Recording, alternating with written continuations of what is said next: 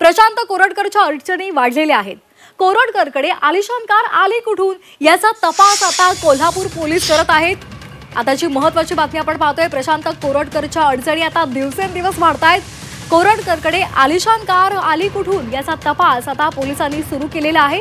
Chit fund घोटाळ्यामधला आरोपी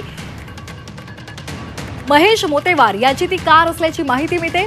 छत्रपतींचा अवमान करणाऱ्या प्रशांत कोरटकरची पोलीस कोठडी वाढलेली आहे आणि त्यानंतर सुद्धा त्याच्या अडचणी आता आणखी वाढल्यात। प्रशांत कोरटकर वापरत असणारी रोल्स रॉयस ही कार नेमकी आली कुठून याचा तपास आता पोलिसांकडून सुरू आहे।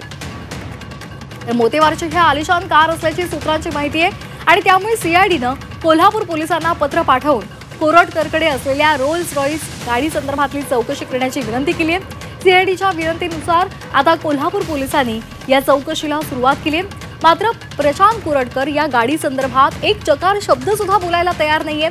चिटफंड घोटाळ्यामधील आरोपी महेश मोतेवारच्या मालमत्तेपैकीच ही एक गाडी आहे आणि तिचा लिलाव होणार होता, पण काही अधिकाऱ्यांना हाताशी धरून ती गाडी त्यानं भलत्याच व्यक्तीला विकली होती।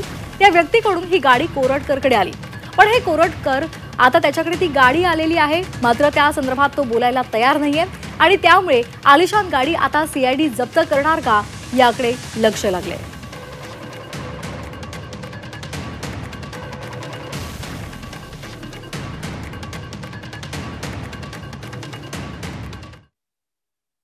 आणि या संदर्भात अधिक माहिती घेणार आहोत आमचे प्रतिनिधी प्रताप नाईक यांच्याकडून। प्रताप, आपण पाहतोय आलिशान गाडी त्याच्याकडे आहे, पोलिसांनी तपास सुरू केलेला आहे, मात्र तो एकही शब्द बोलायला तयार नाहीये। काय आता या संदर्भात पुढच्या कारवाईसाठी पोलीस पावलं टाकतील?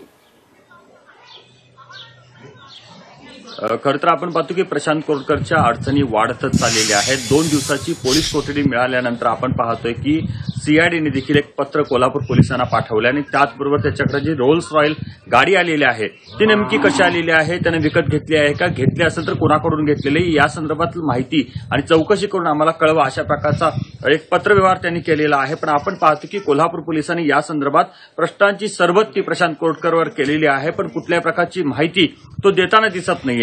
त्याच्या पुढे जाऊन जर आपण पाहिलं तर अनेक मुद्द्याच्या भोवती प्रशांत कोरटकरच्या या सर्व प्रकरणाची चौकशी केली जाते। त्याच्यामध्ये प्रामुख्याने जर आपण पाहिलं तर त्याचे 5 मित्र जे आहेत त्यांनी कोणत्या प्रकारे मदत केलेली आहे याच्या शोधासाठी 3 पथकं ऑलरेडी गेलेली आहेत आणि त्याचबरोबर ज्या हॉटेलमध्ये प्रशांत कोरटकर राहिला होता त्या ठिकाणी देखील कोणी बुकिंग केलेलं होतं, कोणाच्या नावे बुकिंग झालं होतं याची माहिती देखील काढण्याचा प्रयत्न सुरू झालेला आहे।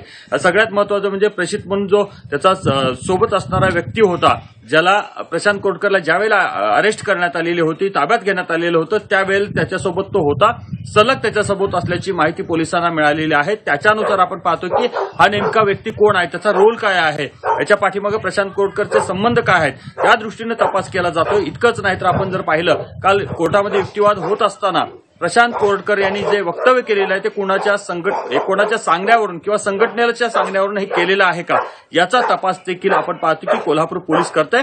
तपास यंत्रणेच्या हाती जे लागतंय ती सगळ्यात मोठी बातमी म्हणावी लागेल, कारण आपण पाहतो की जी जप्त केलेली एक गाडी आहे ती धीरजची आहे, जो बुकी चालक आहे, बुकी मालक अशा प्रकारची माहिती पोलिसांनी कोर्टात दिलेली आहे त्याची आहे। दुसरी एक गाडी जी आहे ती कोणाकडे आहे त्याची माहिती काढण्याचा प्रयत्न पुरेपूर सुरू आहे। ती ताब्यात घेऊन कोल्हापूर पोलीस कोल्हापुरात येऊ शकतात आणि त्याच्यानंतर खऱ्या अर्थानं आपण पाहतो की अनेक जे साखळी आहे किंवा एकूण जे सगळ्या गोष्टी आहेत त्याचा उलगडा होईल। पण एकूणच आपण पाहतो की प्रशांत कोरटकरच्या अडचणीत दिवसेंदिवस वाढ होत चाललेली आहे। अगदी धन्यवाद प्रताप, आपण दिलेल्या या सविस्तर माहितीसाठी।